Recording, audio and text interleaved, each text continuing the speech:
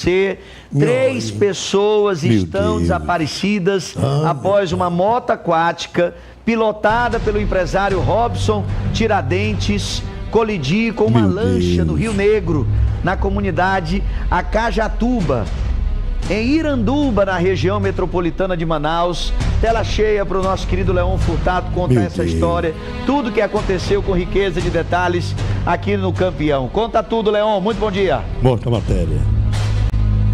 Muito triste essa história, Wellington. Muito bom dia para você, para quem nesta segunda-feira a gente já traz a atualização então de que os corpos dessas três vítimas, entre está uma criança de apenas 5 meses de idade.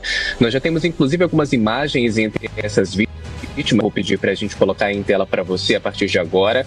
Os corpos eles já foram encontrados na tarde deste domingo. O Corpo de Bombeiros Militar Lonas atuou desde a madrugada do sábado na busca por essas pessoas. Pelo menos 4 mergulhadores atuam nessa região aí, como você citou, que é a região da comunidade de Acajatuba, fica na região metropolitana aqui da capital amazonense e pelas águas do Rio Negro. A gente tem a informação, então, de que um jet ski, né, essa moto aquática, ela agiu aí durante o período da noite com essa lancha, né, justamente onde estavam esses 3 pessoas que depois ficaram desaparecidas, né. O impacto, inclusive, não sei se a gente tem como mostrar assim, acabou aí causando o naufrágio dessa lancha. As 3 pessoas ficaram desaparecidas. Ainda a informação se elas morreram na hora com o impacto, mas muito possivelmente, né, esse impacto foi desse acidente. Não sabemos se posteriormente elas morreram afogadas. Ainda de acordo com as informações, já temos a identificação de todas essas vítimas. Uma entre elas é a Marcileia Silva, idade não informada até o momento. A Marcileia, ela estava com o filho dela, né, o John da Silva Gonzaga, de apenas 5 meses. Além disso, também Pedro Batista, dono da lancha, e o piloto da embarcação no momento da colisão. Então a gente tem a informação, eram 4 pessoas e entre elas estava o esposo da Marcileia, viu? O esposo dela também estava na lancha como passageiro, mas ele foi resgatado com alguns ferimentos e levado até o do município de Manacapuru, também fica na região metropolitana de Manaus. Ainda na noite do sábado, os bombeiros estados na Marina do Davi, que fica aqui em uma região da capital amazonense, para fazer então o início dessas buscas. A gente tem a informação de que também dessa moto aquática está em uma situação grave, internado em um hospital da zona leste da capital amazonense. Ele teria atingido a região da cabeça dele com esse forte impacto, e aí não temos informações atualizadas sobre o estado de saúde dele. No entanto, até o momento ele encontra-se internado, que foi divulgado que ele está em uma situação grave. A Marinha do Brasil, por meio da Capitania Fluvial da Amazônia Ocidental, informou que foi na manhã do domingo para atender essa ocorrência, iniciar a busca pelos desaparecidos e que instaurar um inquérito sobre acidentes e fatos de navegação para apurar as causas desse acidente. Uma discussão muito grande, né? Claro, tomou conta das redes sociais, onde também circulam não só os vídeos do momento foram encontrados os corpos dessas vítimas, mas também sobre a circulação dessas durante da noite, em especial sem iluminação apropriada, né?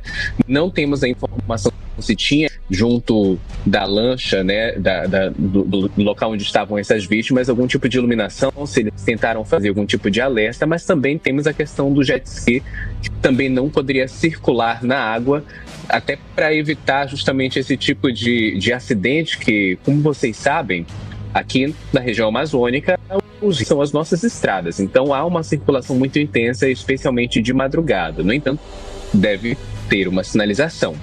Wellington, volto com você. Então, falha mecânica, excesso de velocidade, más condições, né, de navegabilidade, falta de iluminação, tudo isso está sendo estudado para de fato compreender o porquê do acidente, é isso, Leon? Exatamente. A perícia, nesse caso, costuma ser muito complexa, justamente para avaliar o que aconteceu e não somente qual foi a causa da morte, né? Possivelmente há uma relação entre o impacto da colisão, entre a moto aquática, o jet ski, mas também a questão da velocidade da lancha. Em que velocidade que estava essa lancha, né? E muitas outras ali que devem ser envolvidas, por que não estavam de colete salva-vidas, né? Aqui na região amazônica a gente não tem esse costume realmente de fazer a utilização do colete salva-vidas. Mas em uma circunstância em que já tem essa baixa visibilidade, a gente tem também mais uma discussão aí a ser considerada também pela Marinha. E a gente vai então e vamos acompanhar os detalhes desse inquérito. E os responsáveis pelas navegações serão investigados por imprudência? Como é que está sendo analisado? Com certeza. É muito comum que a Marinha essa abordagem para saber se a moto aquática ela estava no nome do proprietário, né, se era desse empresário aqui da capital amazonense, mas também se ele tinha algum tipo de habilitação, até porque para circular pelos rios tem ali uma documentação específica, né, para você fazer a utilização.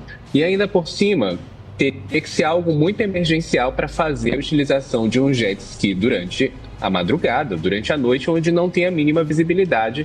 E a gente sabe que é um equipamento que ele não tem uma iluminação específica para circular durante essa faixa de horário. Então, existem muitas circunstâncias que ainda devem ser apuradas para chegar à conclusão dessa situação. Por enquanto que a revolta da família e também da população, Wellington. Esse trecho do Rio Negro já registrou outros acidentes semelhantes, Leão?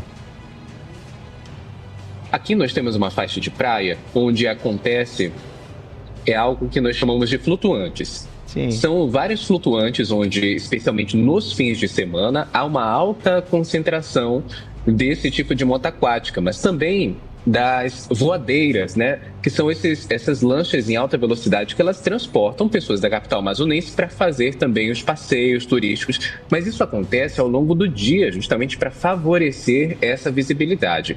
O que a gente tem de informação e que comumente também acontece é que essas motos, elas são alugadas para pessoas que não têm nenhum tipo de habilitação junto à Marinha, Sim. justamente como uma forma de diversão. Aí a gente não sabe se de fato trata-se de um caso como esse, mas muito possivelmente para ele estar em posse dessa moto aquática é uma entre as possibilidades de que era da propriedade dele. Agora, existem essas outras circunstâncias legais que também precisam ser consideradas. E aí, voltando para a sua pergunta mais uma vez, é muito comum que, pela falta de habilitação, pela falta de não saber manejar esse equipamento da maneira mais apropriada, ocorram esses acidentes. Até porque moto aquática, você acelera ali, você não sabe nem onde você vai parar. E aí, ocorrem esses acidentes, lamentavelmente, muitas vezes como vítimas fatais. Wellington. Tá bom, Leon. Vamos continuar acompanhando aí o trabalho da Capitania dos Portos, né? E revelar aí para toda a sociedade, de fato, que deve ter sido fator preponderante para essa tragédia. Obrigado, meu irmão, pelas informações. Uma excelente semana.